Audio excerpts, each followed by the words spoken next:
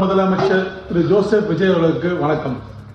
முன்னாள் முதல்வர் M.K. ஸ்டாலின் அவர்கள் துப்புரவு தொழிலாளர்களுக்காக மத்திய உணவு என்ற திட்டத்தை கொண்டு வந்தாரு. இலவச மத்திய உணவு சொல்லிட்டு அந்த திட்டத்துல சத்து நிறைந்த உணவு கொடுக்கலன்னு சொல்லியிருந்தாரு. வெரைட்டி ரைஸ், அதுக்கு ஒரு சைட் டிஷ், அந்த மாதிரி ஒரு சாப்பாடுனா சாப்பாடு, அதுக்கான குழம்பு, அதுக்கான சைட் டிஷ். ஆனா இங்க பாத்தீங்கன்னா வந்திருக்கிறது ஒரு ரைஸ், அதுக்கு ஒரு குழம்பு, உப்பு, இதுதான் உணவா வந்திருக்குது. நான் இங்க இருக்க துப்புரவு தொழிலாளர்கள் கேட்டதுக்கு இது மட்டும் தான் கொடுக்குறாங்க. அவங்க எந்த ஒரு சைடிஷோ இல்லைன்னு இருக்காங்க. இந்த உணவு ஆராயணும்.